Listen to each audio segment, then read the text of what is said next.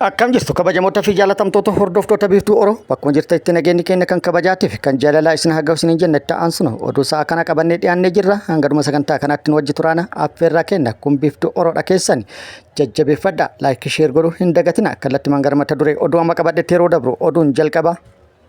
Marii marsaan sadaffaa waraana bilisummaa Oromootii fi mootummaa Bilxiginnaa gidduutti gaggeeffamaa jira. Dhaabbanni fannoo diimaa heelikooptara isaatti jaalmarroo bosona keessaa fuudhuun gara marii kanatti geessee jira. Odeeffannoon jiru bal'inaan miidiyaa hawaasaa kanaa fi maddeen garaagaraa irraa deemaa jira. Dabalata odeeffannoo kanaa qabannee jirra. Oduu kaaba Itoophiyaa irraa nu geetteen mootummaan Itoophiyaa TPLF daangaa Affaar ce'uudhaan haleellaa raawwate miidhaa dhaqqabsiise jechuudhaan yoo himatu TPLF immoo himannaa kanaaf deebii kennee jira. Dabalata odeeffannoo kanaa qabannee jirra. Oduun itti aanu oduu oolmaa Oromiyaati. Oduu oolmaa Oromiyaatti lolli Oromiyaa bakkoota garaagaraatti loltoota mootummaatti waraana bilisummaa Oromoo gidduutti deemaa jiru. Akkuma itti fufetti jira. Har'as waraanni bilisummaa Oromoo bakkoota garaagaraatti haleellaa raawwateen injifannoo argadhe jedhee jira. Gama mootummaattillee wanti jedhame jira yookaan tarkaanfiin fudhatame jedhame jira. Tarkaanfiin fudhatame immoo eenyurratti kan jedhullee odeeffannoo dabalataa qabannee jirra. Oduu biyya alaatiin UN pirezidaantii Sooriyaa irraa uggura yookaan qoqqobbii kaasee jira. Dabalata odeeffannoo kanallee qabannee jirra. Odeeffannoo kanneenii fi kan biroo wajjin guutuu odeeffannoo wajjin si wajjin ka turu ani Bariisoo Ganamooti. Guutuun odeeffannoo akka itti aanu kanatti wal duraa duuban isiniif dhiyaata. Oduun itti aanu mariin marsaa sadaffaa waraana bilisummaa Oromootii fi mootummaa Bilxiginnaa gidduutti gaggeeffamaa jiraachuun himamaa jira. Mariin marsaa lammaffaa Taanzaaniyaatti waraana bilisummaa Oromootii fi mootummaa Bilxiginnaa gidduutti gaggeeffamee ture. Mariichi marsaa lammaffaa milkii malee adda ka'e. Marii marsaa lammaffaatiin booda lolli Oromiyaa keessatti waraana bilisummaa Oromootii fi mootummaa gidduutti gaggeeffamaa jiru cimee itti fufuun yeroo garaagaraatti mootummaan oopereeshinii garaagaraa sadarkaa garaagaraa gaggeessuun waraana bilisummaa Oromoo dhabamsiisuu fi balleessuu labsataa turus waraanni bilisummaa Oromoo sadarkaa baduu bira dabree yeroo ammaa kana mootummaaf sadarkaa yaaddessaa irra gahuu mirkanaa'ee jira. Lola loltoota mootummaatti waraana bilisummaa Oromoo gidduutti Oromiyaa bakkoota garaagaraatti yookaan guutuu Oromiyaa keessatti haala jedhamuu danda'uun gaggeeffamaa jiru walqabatee miidhaan guddaan hawaasa bal'aa irra dhaqqabee jira. Qabeenyi hedduun barbadaa'ee jira. Lubbuun namoota nagaa hedduun badee jira. Namoonni hedduun mana hidhatti guuramuun mana hidhatti dararamaa jiru. Rakkoolee dhaqqabaa jiran kanaan walqabatee araarri osoo bu'ee hedduun fedhii kan qaban ta'ulleen ni beekama. Kun akkuma jirutti ta'e mariin marsaa sadaffaa waraana bilisummaa Oromootii fi mootummaa Bilxiginnaa gidduutti gaggeeffamaa jira. Odeeffannoon jiru maddeen odeeffannoo garaagaraa irraa bahaa jiru. Miidiyaa hawaasaa kanarrattis guutee jira. Odeeffannoon maddeen miidiyaa garaagaraa irraa tamsa'aa jiranii fi miidiyaa hawaasaa kana irratti waraanni bilisummaa Oromootii fi mootummaan Bilxiginnaa marii araaraa irra taa'aa jiru. Jaalmarroonis dhaabbata fannoo diimatiin heelikooptara fannoo diimatiin bosona Oromiyaa irraa gara Naayiroobii geeffamuun himamaa jira. Odeeffannoo kana maddeen odeeffannoo garaagaraa haa hafarsan malee wanti mirkanaa'e hin jiru. Gara waraana bilisummaa Oromootillee akkasumas gama mootummaa Bilxiginnaa irrallee marii marsaa sadaffaa kanaan wal qabatee wanti ibsan yookaan wanti jedhame hin jiru. Mariin gaggeeffamee Oromiyaatti nageenyi osoo bu'ee kan jibbamu miti garuu dhimmi kun ajandaa burjaajii ta'uu waan danda'uuf hanga gama lamaan irraa ibsi marii marsaa sadaffaa kanaan wal qabate kennamutti uummanni keenya tasgabbaa'u akka qabdan qaamonni garaagaraa yaada kennanii jiru. Oduun itti aanu sababa waraana Tigraayin qabeenyi uumamaa doolaara biliyoona 46 ol ta'u barbadaa'uun gabaafamee jira. Gabaasa guutuu koominikeeshiniin qorannoo duguuggaa sanyii Tigraay baaseen sababa waraana bara 2020 Tigraay keessatti gaggeeffameen qabeenyi uumamaa barbadaa'anii fi dhabaman waliigalaan doolaara Ameerikaa biliyoona 46 olitti akka tilmaamamu eeree jira. Haleellaa cimaa fi saamicha taasifameen akkasumas seektarri bosonaa caalmaatti miidhamuu ibsee bosonni ciramuu biyyeen garmalee haramuun baayodaayivarsitii miidhamuu ibsee jira. Madaalliin koominikeeshiniin kun taasise godinaalee jahaa fi aanaalee madaalliif mijataa ta'an hunda akka hammate ibsee jira. Balaa qabeenya uumamaa irra ga'e jedhame kanaaf raayyaa ittisa biyyaa, raayyaa ittisa Eertiraa fi humna naannoo Amaaraa komachuu akkasumas qaamoleen biroollee harka keessaa qabaatu ibsee jira. Walumaa galatti ijaarsawwan kunuunsa biyyoo fi bishaanii ijaaraman lafa heektaara 100,000 fi 45,000 ol irraa barbadaa'u akkasumas bosonni lafa heektaara 600,000 ol irra jiran manca'uu beeksisee jira. Kun akkuma jirutti ta'e lolli kaaba Itoophiyaa ammallee ka'uudhaaf duumessi hamaan duumessaa jiraachuun beekamee jira. TPLF guyyaa tokko dura humna guddaa fi meeshaalee gurguddaa deeggaramuun naannoo Affaar ce'uudhaan haleellaa raawwatanii gandoota 6 to'atanii ture. Haleellaa raawwataniinis miidhaa guddaa dhaqqabsiisu kominikeeshiniin naannoo Affaar beeksisee ture. Odeeffannoo har'a jiruun immoo TPLF gara duubaa akka deebi'ee kan himamaa jiru yoo ta'u, gara biriin immoo TPLF haleellaa isaa itti fufuu kan himaa jiranis jiru. Kun akkuma jirutti ta'e haleellaa TPLF daangaa naannoo Affaar cabsee seenuudhaan raawwate mootummaan Itoophiyaa TPLF miidhaa dhaqqabsiise jechuudhaan himatee jira. TPLF immoo himannaa mootummaa Itoophiyaa kanaaf deebii kennee jira. Deebii kenneen lola baname jedhamee fi haleellaa raawwatame jedhame quba hin qabnu. Lolli banamee fi haleellaan raawwatame jedhamellee yoo kan jiraatu taate nu harka keessaa hin qabnu. Lafti naannoo Affaar TPLF qabates hin jiru. Lafti naannoo Affaar nuti qabanne hin jiru. Odeeffannoo kana eessaa fidanii akka odeessan nuti hin beeknu.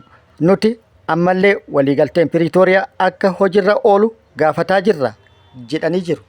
Gama biraatiin immoo mootummaan Itoophiyaa haleellaa TPLF daangaa Affaar ce'uudhaan raawwate hordofee diroonidhanii fi akkasumas xayyaarota waraanaa kaasuudhaan gara kaaba Itoophiyaa irratti bobbaasuun naannessee habuuraa kan ture akka ta'e himamee jira. Ta'ullee dirooniiwwan naannoo Tigraay irra naannawaa haa turan malee haleellaan isaan raawwatan hin jiru jedhamee jira. Oduun itti aanu oduu oolmaa Oromiyaati. Oduu oolmaa Oromiyaati. Lolli Oromiyaa bakkoota garaagaraatti loltoota mootummaatti waraana bilisummaa Oromoo gidduutti deemaa jiru akkuma itti fufetti jira. Lola Oromiyaa bakkoota garaagaraatti loltoota mootummaatti waraana bilisummaa Oromoo gidduutti deemaa jiru irratti waraanni bilisummaa Oromoo haleellaa raawwataa turee fi raawwataa jiruun miidhaa guddaa loltoota mootummaa irratti dhaqqabsiisuun injifannoo argatuu beeksisee jira. Haaluma kana waraanni bilisummaa Oromoo kibba baha Oromiyaa Arsii bahaa aanaa Sirkaa bakkoota garaagaraatti haleellaa loltoota mootummaa irratti raawwatee miidhaa dhaqqabsiisuun injifannoo argatuu beeksisee jira. Aanaa Sirkaa ganda Gallabee Amajjaa fi akkasumas ganda Elellee Waalanaa jedhamutti gaafa 3/5/2025 guyyaa tokko dura jechuudha haleellaa humnoota mootummaa irratti raawwateen miidhaa dhaqqabsiisuu beeksisee jira. Ganda Gallabee Amajjaa iddoo addaa bal'aa jedhamutti gaafa 3/5/2025 halkan haleellaa mooraa waraana mootummaa irratti raawwateen loltoota mootummaa 5 addunyaa kanarraa battalumatti godaansee 6 madeessuun kaan hafan immoo mooraa keessaa yaasuun bittinneessuu odeeffannoon gama sirraa baate ibsitee jirti. Haaluma wal fakkaatuun aanama kana ganda Elellee Waalanaa jedhamu iddoo addaa Addeessaa jedhamutti haleellaa loltoota mootummaa irratti raawwateen loltoota mootummaa 3 battalatti addunyaa kanarraa godaansee 2 madeessuun kan hafte immoo ari'ee bakka irraa dhuftetti deebisee jira jechuudhaan waraanni bilisummaa Oromoo beeksisee jira.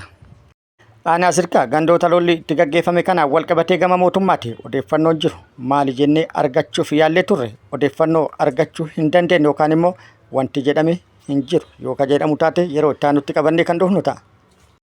Gara biraatiin immoo loltoonni mootummaa maqaa tarkaanfii fudhanna jedhuun namoota nagaa irratti haleellaa Oromiyaa bakkoota garaagaraatti raawwataa jiranii fi lubbuu nagaa galaafataa jiran cimsanii itti fufuu maddeen odeeffannoo garaagaraa ifoomsanii jiru. Haaluma kanaan lixa Oromiyaa aanaa giddaa ayyaana magaalaa Geendoo jedhamtutti dargaggoo Addunyaa Warquu Ammanuu jedhamu maatima isaa biratti itti seenuudhaan manuma isaatti haleellaa irratti raawwatuun lubbuu isaa galaafatuun himamee jira. Haaluma wal fakkaatuun kibba baha Oromiyaa Arsii bahaa fi Arsii lixatti haleellaa namoota nagaa irratti raawwatameen humnoonni mootummaa lubbuu namoota nagaa hedduu galaafatuun himamee jira. Kaleessa galgala qofa jechuun halkan 3/6/2025 aanaa Muneessaa gandoota garaagaraa keessatti namoota nagaa 9 lubbuun galaafatamuun himamee jira.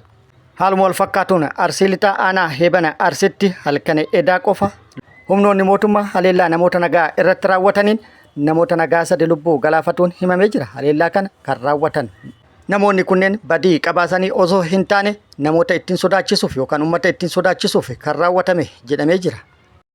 Oduun itti aanu miseensonni raayyaa ittisa biyyaa gara mooraa waraana bilisummaa Oromoo dhufuu itti fufanii jiru. Miseensonni raayyaa ittisa biyyaa kun mooraa waraana mootummaa gadi dhiisu gara mooraa waraana bilisummaa Oromoo kan dhufan kaaba Oromiyaatti yoo ta'u Oromiyaa bakkoota garaagaraa irraa humni guddaan gara mooraa waraana bilisummaa Oromoo dhufaa jiraachuu odeeffannoon maddeen garaagaraa irraa bahan ibsanii jiru. Oduu gara biraatiin immoo Waraanni bilisummaa Oromoo humna haaraa eebbisuutti fufee jira. Humna haaraa yeroo dheeraaf leenjii loltummaatii fi leenjii siyaasaa ga'umsaan leenjisaa ture jedhe. Har'aa fi tibbana bakkoota hedduutti yookaan Oromiyaa bakkoota garaagaraatti leenjii xumursiisuun eebbisuu beeksisee jira. Oduu biyya alaatiin UN pirezidaantii Sooriyaa irraa qoqqobbii kaasee jira. Ahmed Alshaaraan waggaa tokko dura mootummaa Sooriyaa irratti fonqolcha raawwachuudhaan yeroo amma pirezidaantii ce'umsaa ta'uudhaan tajaajilaa jira. Pirezidaantiin Sooriyaa Ahmed Alshaaraan mootummaa Sooriyaa fonqolchuudhaan gara aangoo pirezidaantummaatitti osoo hin dhufin dura hoogganaa garee Islaamistii Hayaat Tahrir al-Shaam jedhamu hoogganaa waan tureef qoqqobbii jala ture. Haleellaa riphee loltoota inni hoogganaa tureen waraanni waliin Sooriyaa waggaa 13 booda xumura argatee jira. Kun akkuma jirutti ta'e manni marii nageenya biyyoota gamtoomanii UNCS pirezidaantii Sooriyaa irra qoqqobbii kaasuu beeksisee jira. Raawwiin kunis daawwannaa Ahmed Alshaaraan torban dhufu keessa gara Ameerikaa taasisuuf dursee kan raawwatame ta'uun himamee jira. Oduun itti aanu balaa bubbee hamaa dhaqqabee namoonni 190 ol lubbuu isaanii dhabuun gabaafamee jira. Balaa bubbee hamaa irraa uumameen Filiippiinsii fi Veetnaamitti yoo xiqqaate namoonni 190 ol kan lubbuu dhaban yoo ta'u hedduun kan madaanii fi miidhaa guddaa kan dhaqqabsiise ta'uu gabaafamee jira. Balaa bubbee dhaqqabe kanaan miidhaan guddaan magaalota irratti dhaqqabee jira. Qabeenya hedduu barbadeessee jira.